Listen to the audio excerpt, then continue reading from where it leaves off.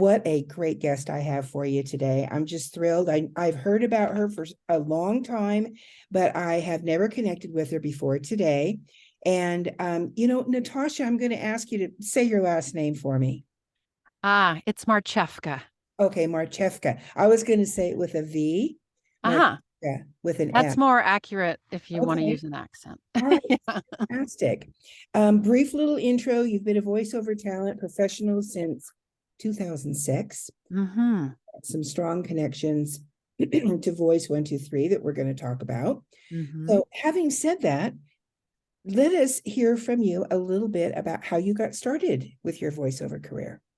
Sure. Thank you so much, Bo. I'm honored, and that you've heard of me is astonishing. I was in a closet for a good 10 years, like so many talent have been. Um, like so many talent, I have that combination of performance skill and business skill. Right. So, Oh, good for you. right, it's important and to be a success, to have those things come together. So I have a degree in broadcasting, Right. from before the internet was a thing. And eventually I made it to a radio station who encouraged me about this voiceovers thing because I was leaving to have a baby. Um, So, did you and do radio for a while? I was in the promotions department. You Okay. know how women end up in promotions somehow Yes. in radio, right? Yes. And I got to record commercials because in radio, as an employee, you get pulled down to engineering whenever they need a voice for commercials. And so I did that. And then, and I did some shifts a little bit on air, but I'm not great live, or was not great live. So they didn't want me really to have a shift. Okay. They said I had the personality, but not the voice. And did I show them? Oh, no kidding. So, Because I was right. going to say to you that you proved that the old saying, radio people cannot be successful voiceover talent. So I was going to say, here's another one that proves them wrong. Well, But they you're said I didn't have the voice. So maybe that benefited me. I didn't have that announcery thing right from the get-go, but I was a singer, so I had some performance experience and took some training in New York when I was there. So really good training for singing and a little bit of acting. So when voiceover came around, Voice 123 and voices.com actually were the first things that I learned about and jumped on because I started in Ottawa, Ontario, Canada, well, not exactly a major market. So I knew I needed to be online. Even in 2006, you had to be online in order to be found because you're not going to be found in Ottawa, Ontario, Canada. Yeah. So I raised my kids and did this from my closet and lived in Canada and the Caribbean and in California, in various places, and chipped away, as we all have. But it took me a little longer because I was raising kids. But all the pieces of the puzzle, whether it was from business experience or performing, came together for me. And I think age has helped me too. I'm all business now. I'm very focused, and I think as I've gotten older, I'm focused on that and my family, but I'm very confident in what I do. So that helps me move even faster. I think confidence was a big factor in the early days of worrying that I wasn't good enough or that I didn't have enough experience or that I didn't know, you're by yourself in your closet or your booth and you're not sure if you're going in the right direction. So that practice and that experience has really helped accelerate me to work more efficiently and do really well. And I'm super grateful. Okay, so what you just told us, that you're honing out this career, was it mainly with pay-to-play sites? Did you have an agent, or how did you get your auditions? Super good question. I was very lucky at the radio station to have a couple of colleagues already doing voiceover and started me off with some leads. And back in the day, back in 2006, you could go on the internet and find people's email addresses really easily. So I knew to look for creative services departments at television stations. Oh. Because I knew they were hiring somehow that my first jobs were with that. Affiliate stations would hire talent, and you just email them, and I'd say female voice talent. And there weren't that many that had a studio at home at that time. So No, right. right. So I accumulated a lot of email addresses and just actually did direct mail. And by dinner, if I'd send 12 emails in the day, which isn't a lot, I'd have at least 2 new jobs by the end of the day because I was at home and it was quick turnaround and they didn't have a lot of females.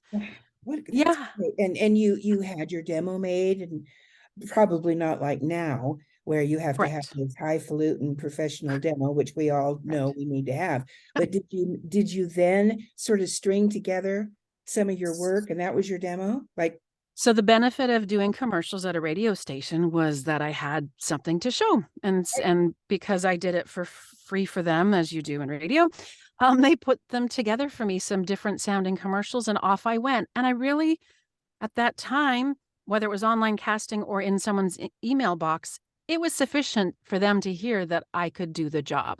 right. Yeah, And so was that this worked. local work mainly you were getting in Ontario?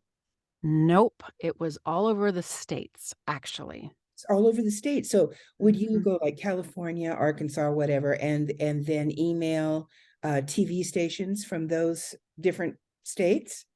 Yep. So as I said, I had a couple of radio friends at the station, and they gave me a dozen leads, which were like, again, shooting fish in the barrel because at that time they just need people, females. And so I followed, who are those people that are hiring me? Oh, they're creative services people, which, by the way, to bring you up to 2023, those people aren't available to hire you anymore because they're hiring in a different way.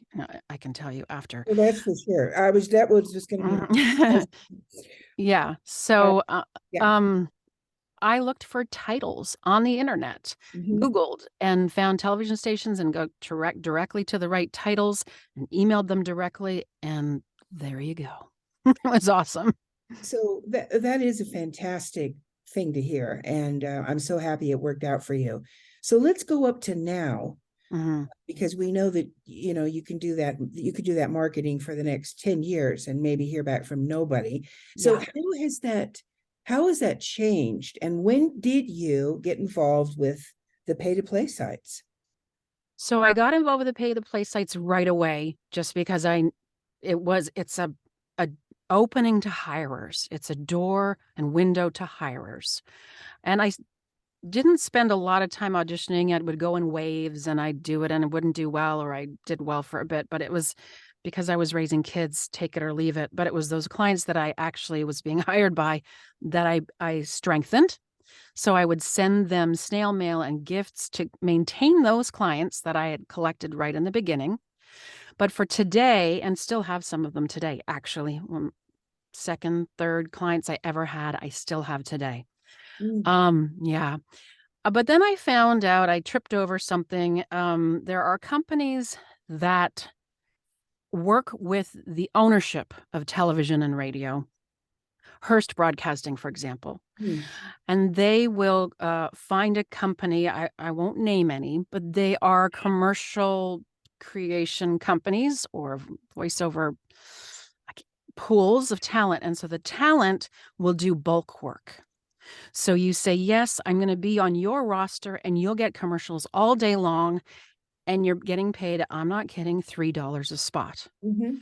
So they found me one day, this company, and they said, well, you can make $1,000 a month. And at the time I thought, Mhm. okay, I'll give it a try. Mhm.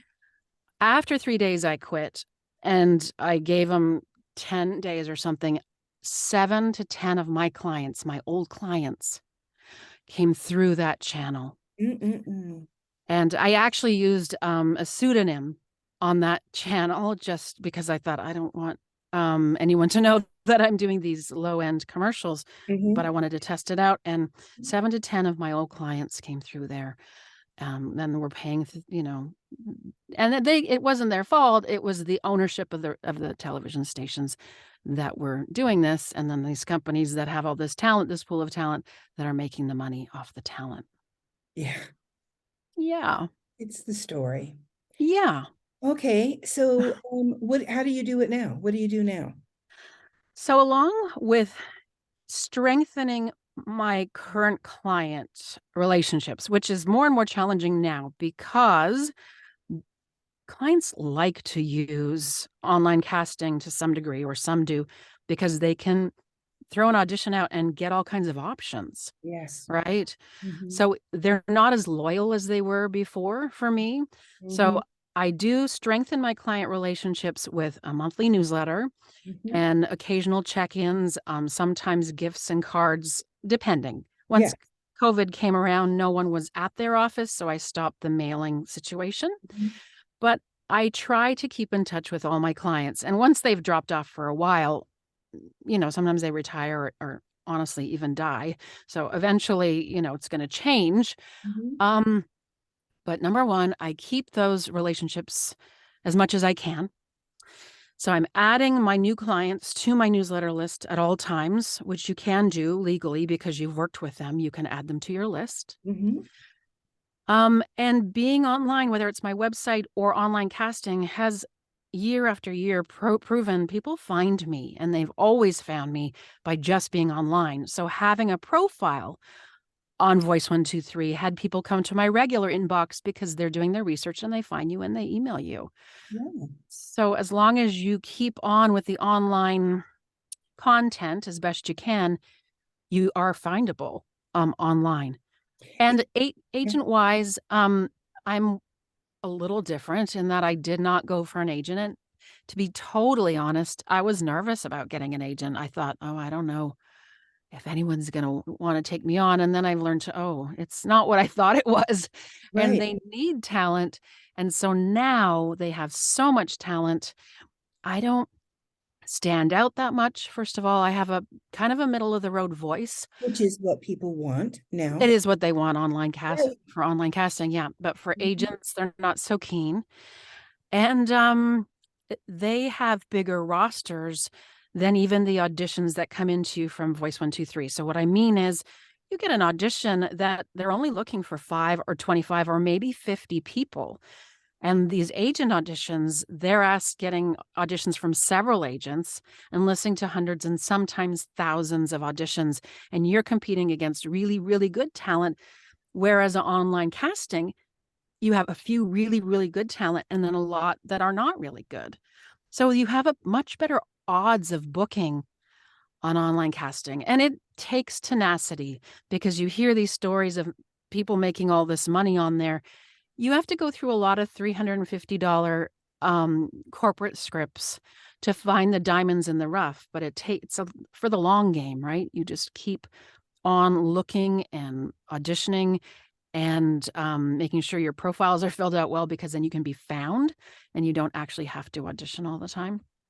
Well, thank you for this is really great information, people. Yay. I hope you're writing this down.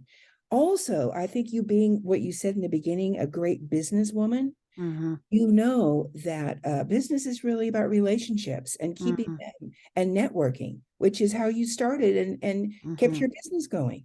Mm-hmm. It's also about doing the math, Bo. So in the beginning, I knew right early on, audiobooks were not going to be for me Yeah. because the investment of time and consistency with your voice Yeah. wasn't something I could provide.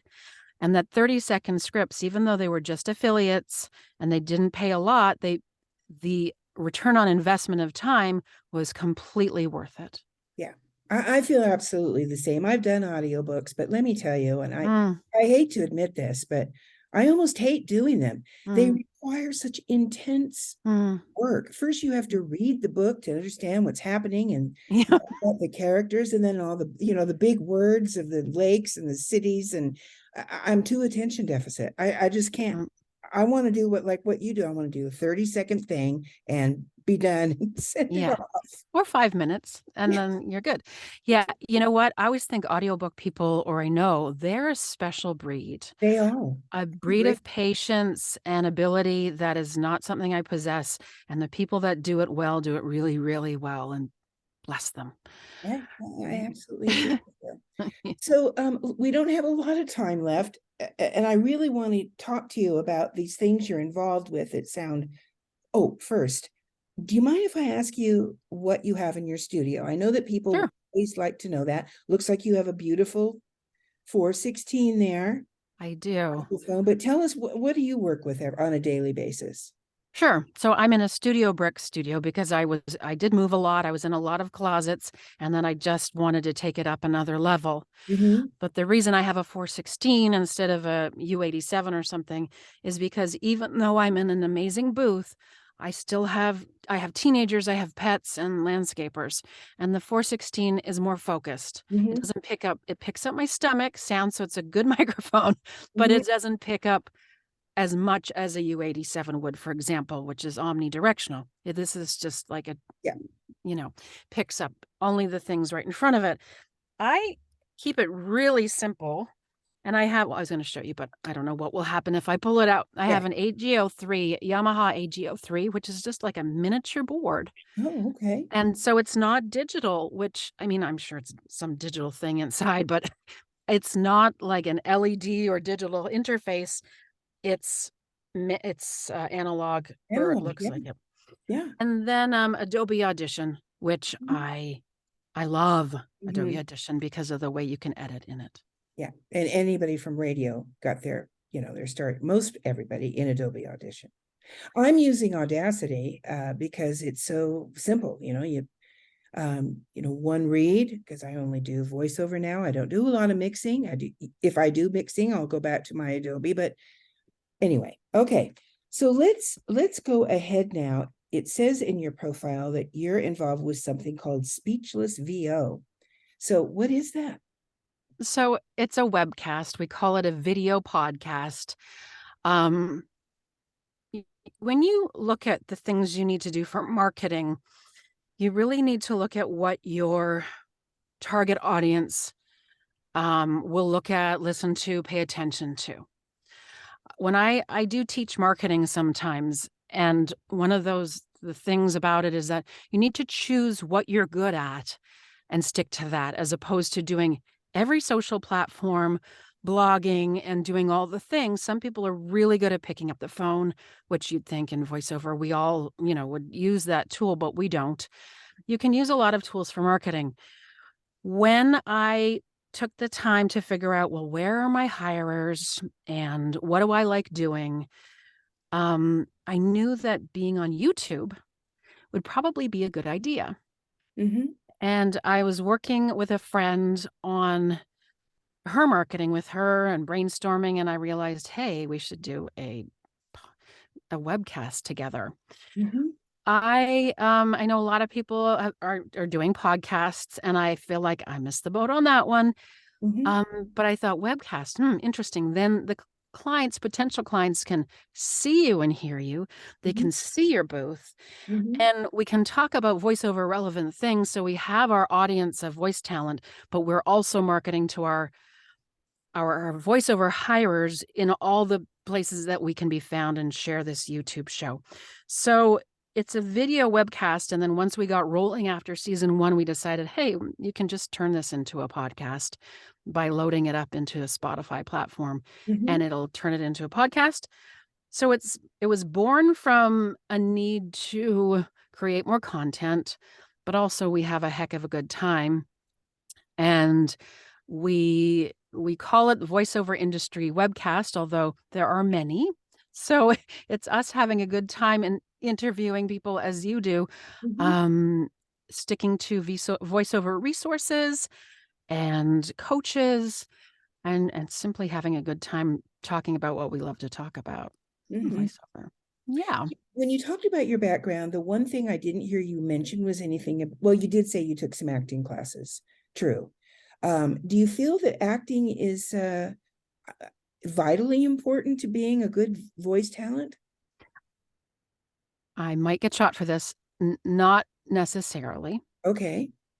I do regret not taking more acting classes. And I do feel, because I live in LA, I can take the opportunity now that I'm here and I've been doing voiceover for a long time. I think I do want to invest in more acting classes. Mhm. But I'm saying no, it's not vitally important, because some of my best friends who are great success on voiceover started like me with a degree in communications or broadcasting or whatever. And radio people as well. I mean, Hmm. we can do the job. We're not maybe going to get an Emmy, or maybe we will as we practice and we have experience. But I don't think you have to be what I call an actor Hmm. to have a career and a livelihood in voiceover. Hmm. Hmm.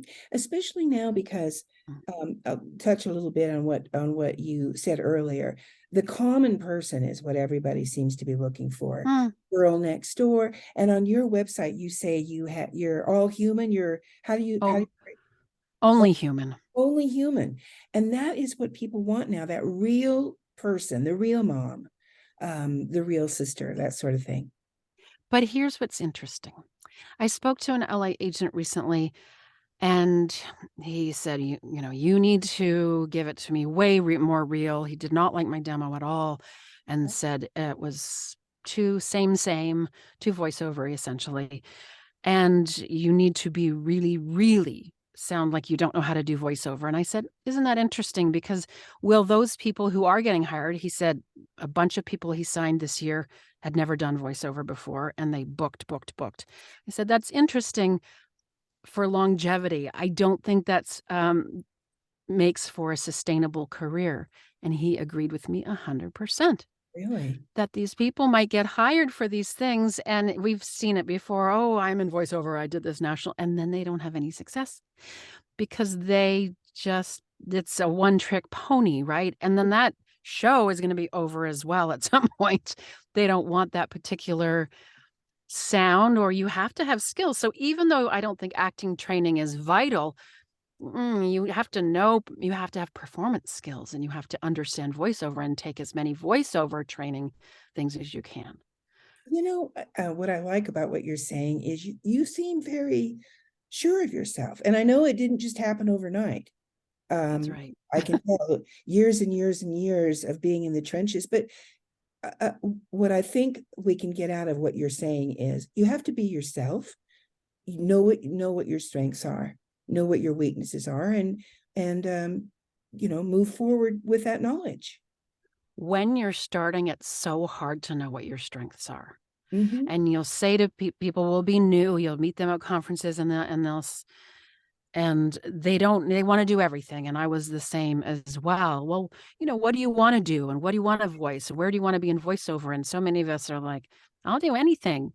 Um, you don't know what your strengths are until you've been doing it for a while, Hmm. right? Yeah. So it does take experience, unless you have some passion for animation or video games, and that's your heart, and you go and you throw yourself into training. Hmm. People don't really know what they want. And yes, you need to know your strengths and work on it until you know what your strength is, so you can lead with that and flourish and be focused with that strength. Okay, let's move ahead a little bit to voice 123. A confession on my part. When I first went professional, like you, with the internet, um, I was working before the invention of the internet Uh-huh. at radio, doing radio and TV, the same thing you were doing. And boy, when internet happened, we all went, wait a minute, I could do this all over the world with this internet. Mhm. And people who are not pre-internet people, they don't know that before that you had a physical tape that you delivered Mhm. to radio and TV stations. So the internet changed everything in good and Mhm. bad ways. Okay. Mhm. Mhm. But why I'm saying what I have to confess is I was on Voice 123 almost the first year Mhm. it was invented. And I can't remember what that was, but it was early on. Mhm. And I didn't take to it because I got so many auditions and never got picked. And they Mm. wanted to pay little tiny money. And like you, I already had clients. Mhm. I didn't have to go that route.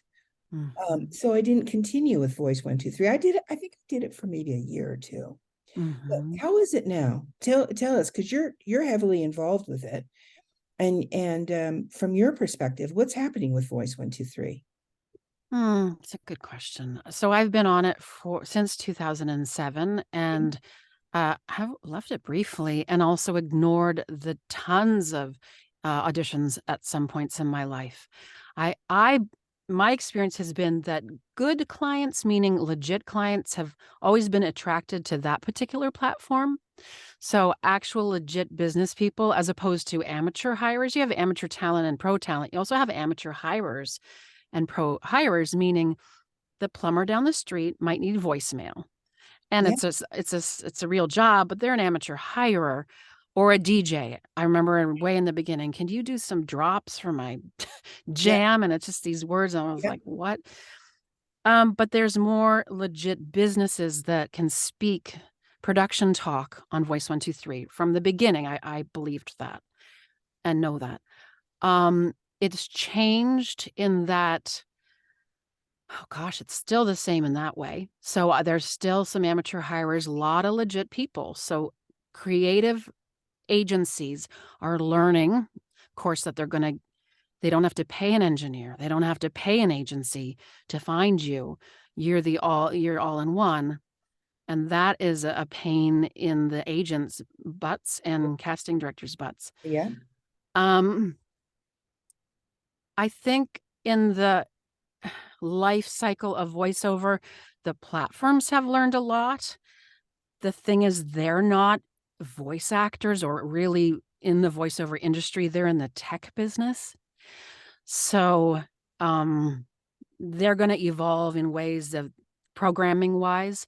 I don't think that that's improved all that much in terms of their compassion for a voiceover job. Like, I don't think they have, and maybe compassion is not the right word, but an understanding of how we work. So it's an interesting contrast of talent coming to this digital platform, and the digital platform is just there. They're doing their tech business. I think hirers are savvy on Voice 123 in a way that even more than they've ever been. So you have to be able to speak to them with confidence.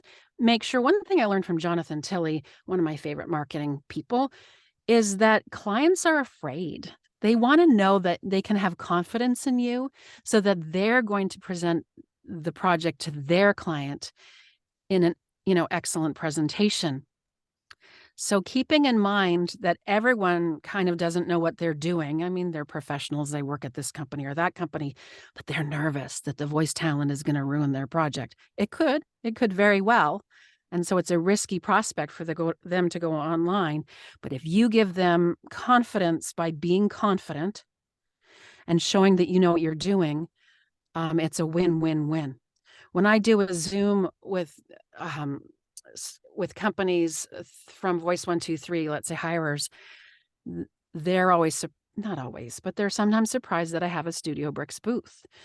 So I think it's still we're still in a discovery stage of the hirers. They're flocking there because they think they're going to get a deal. And then they find out, oh, there's really legit talent there. And so you can have a really great production process with these people. Sometimes I'll throw the jobs to my manager or agent, whichever one at the time, because negotiating is not my strength. And my manager is incredible and loves it. So there are opportunities to take jobs and increase the amount through a management situation. And sometimes clients aren't interested. So that's what I can think of now. It's like a game though, Bo. So they're doing something on the internet is gamifying it. Voice 123 is like a game, and you need to know how to play it. Just like any other voiceover online casting platform, you have to check this box and check this box. And if you do this right and in this timing, you'll win. And it doesn't work for everyone, and they're changing the game all the time. But with V123 Pros, which is a service that a collaborator and I have created, Catherine Toll and I have created a course and resources, because I do well on it. And I want to lift up other talent who I want to help them with their livelihood. People that are above 100,000 per year. Okay, you go do your thing. And I don't really want to teach you how to be my competition. But for those people that are between 20,000 and 60, there's a lot of work to be had. And it can be a really positive situation. Voice 123 isn't for everyone for whatever reason. But like you said, right in the beginning, I have a pretty middle of the road voice. And that's what hirers on there generally want. Their corporate jobs. and I can tweak my voice a little bit to suit their project for that middle of the road voice. So that's the most jobs I get. Narration the most, medical narration, explainers. What So, would you say is your gig? well, my gig is corporate and commercial, which is super basic to say that, but corporate, as we know, is all encompassing explainers, e-learning, conference stuff, internal stuff. So I am not specific in that regard because every day and every hour you're getting something that's, if this is corporate and this is, and you've never done anything like it before. So there's so much variety in corporate. And then commercial, you will get everything from super local to national on there. And that's where you need to be careful with rates because of all the places things can be aired, how they're aired, how long they're kept on the air. So you have to be super savvy about that. Does your manager help you with that? When I know it's a job worth thousands, yes. Yeah. If it's less than thousands, then I don't need that support. And I use the GVAA rate guide, or at some point, you know what your rates are without looking at the guides. But I'm going to assume you're mainly non-union because aren't most pay-to-play non-union? Most everything's non-union now. I think I heard 80%. Right. And agents will also, I've heard an agent say they only get 10% of the work that they've ever gotten before. So most is non-union because there's so much more work. There's so much more work than there was before. So it's a glut of non-union work. And that works for me. Now that I'm in LA and I'm getting older, I'm thinking, well, maybe I need to learn about the union situation. But I find that non-union work can pay even better. Yeah. The problem is that unions and agents, from what I understand, they keep track of stuff. You have to keep track of your own stuff. So if there's renewals, I mean, that's your job to follow up on it or the client. And sometimes a lot of the times that just slips right through the cracks. Well, how do hirers find a Voice 123? It must be marketing, the marketing of Voice 123 going to hirers. We're not like you would think. It's really the searches, SEO, people typing things into the internet and finding it. Here's the thing. So voiceover. I'm a company and I need to find a voiceover. Would 123 just come right up? Yes. Voices.com comes up usually first. Some sites have much better SEO and strengthen the URL. So voices.com paid a lot of money for their URL back in the day, and it was worth it for them. The other thing you have to remember, Bo, is the age of our hirers. As we get older, the hirers are digitally savvy, and a lot of times they're even younger than we think because they are the assistant to the creative director. That's right. And so their language is the internet, and so that's where they go. That's where they feel comfortable, and so we have to appeal to them, and to be found by them is to be on the internet, right? So do you teach courses on how to, for instance, have a good Voice 123 page, what you have to have? Are you available for private sessions with want to contact you? Oh, yes, I am. Yes and no. Yes and no. So when this v123pros.com thing came about, it started with me simply sharing my knowledge with my workout group because I wanted to give my workout group a leg up in terms of how I roll on the site. And the next day, one of the members came to me and said, I want to help you with this. I don't like working by myself. I'd love to collaborate on something. And I thought, I don't know. Okay, let's try it. And so we were teaching people 1 hour at a time the same information about how to set up your profile and how to participate on the site effectively. So after a few months of that, we said, okay, we just need a course because this is taking too long repeating ourselves. Right. And it's been very successful, surprising to me. And so we do offer other services like free resources. And for a while, I did a lot of coaching people individually. Now I'm, still trying to focus on voice acting, and the demand is quite high to help people. So we're figuring out different things you'll see on our website, V123 Pros. what we offer, and we may help, and we help with keywording, which is a big deal, figuring out your keywords to put on your profiles. So yes, we do help, but there are some services that we're just overwhelmed with, so we're putting a hiatus on some things. So if people want to find you, they go to V123pros with an S.com. Right. Pros, like I'm a pro, not I'm a poet. So V123 Right. V123 PROS.com. Yeah, great. Awesome. Well, in today's voiceover world, where so many are starting out, it's just crazy to me. That's another thing that's new. Oh, yes. Because Oh, when yes. you and I first started, there were like, I wouldn't say a handful, but, a few box loads of voiceover talents. Now, I mean, Tens it's of thousands, crazy. tens of thousands. Mhm. Anybody who has a laptop and a microphone can be a voiceover talent and call themselves a voiceover talent. Yes. So, do you encourage new people, or how do you talk to someone who's never done it before, who says, gee, I really want to break into this business? So if people are actually asking me specifically, I ask them about their background. I ask them about what they've done in the past. So sometimes you have theater people that come to you. Mm-hmm. Sometimes you just have lay people that want lay people. I don't know if that's the right word, but that have done nothing in communications or acting or radio.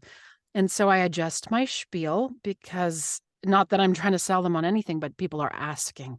So I did have one woman say, I want to know more about it because I want to do audiobooks. I could read all day. Well, reading all day isn't exactly the skill set that you need to do audiobooks. Yeah. So if people have experience, for example, in communications or performance, I will share, well, you need to know this, this, and this. There's three things. There's the craft, there's the tech, and there's the business acumen. So everything that I do teach, whether it's at a conference, I'm not necessarily, I don't put the coaching tile out on my window, Mm-hmm. but I teach classes every so often. Mm-hmm. You have to be good at your craft. And what I learned when I moved to LA is that you have to be excellent, and then maybe they'll consider you. It's not, oh, we might consider you. No, you Yeah. have to be excellent, You and have to then be we might excellent. consider you. You have to be excellent because you're going to be up against other excellent people if you have an agent. 100%. They can't help you. They don't have Yeah. the time to help you. They want you to No. already be good. Yeah. And that maybe is what you were referring to about the trickiness of getting an agent. Right. And then there's the tech. There Mm-hmm. are people that have communication degrees or performance background, theater people that need to know the tech. And that's not an overnight thing. Just Right. just because you're an actor doesn't mean you're necessarily going to be able to just jump into Manage voiceover. the tech. They're two different things, really. They interchange, Yep. but one doesn't necessarily make you good at the other. Well, is 100%. there anything you can leave us with, Natasha? A little nugget. I know you do conferences. You've got several coming up. And can people find out about those at that same V123pros.com? No, so I do have several websites you can find me on. My own personal website, which is natashamarchewka.com. I say Marchewka just so you can spell it. But Would you spell that for us again? M-A? Sure. MARCH, like March, Mhm. and then EWKA. Okay, And great. on my website, first of all, on every page, there's an opportunity to sign up for my VO Talent Friends newsletter. So and I guess, Bo, you must be on it because that's how we got together here. Well, no, Every I'm mi not, but I'm going Oh, to, oh, no, wait, yes, I am. I do get your okay, newsletter. I cool. check that, So yeah. middle of the month, I send resources to Voice Talent just because. Um, Mhm. so you can get on that newsletter if you go to my website. You can also see the Speechless webcast and V123 Pros on that website. Um, and then conferences coming up. I'm a conference nerd. I love them, but I happen to be helping out with WoVOCon this year. So if you get a chance, it's a smaller conference Where is that? in Florida this year in Okay. Orlando. What a great idea. Take a vacation to Florida. It's true. Um, and I'm currently, which I'm super excited about and haven't tooted this horn ever, the highest selling coach on GVAA. They have webinars, and I'm the highest selling coach there. Just, I don't know how that happened, but I'm pretty proud of that. So I just teach randomly because I love it. Because I love it. That's right. We love it. We like to talk about it and we like to do it, and then we like to get paid for it. And that's how that works. Well, Natasha, I just treasure you. I think I'm so happy that you agreed to do this with me. My pleasure. And I just wish you continued ultimate huge success. And thank you for telling me about Voice 123, because I haven't thought about that for a long time. Well, my one bit of advice in that regard is before you pay for a membership, if you don't have a paid membership, do look at the course, because you don't want to participate on there, make mistakes, and then go down to the bottom percentiles where you will struggle. So you need to be educated before you spend some money there. Idea. And again, v123pros.com. Thank you, Natasha, so much, and very best to you. Thank you. And to you. Thank you so much. Okay, bye.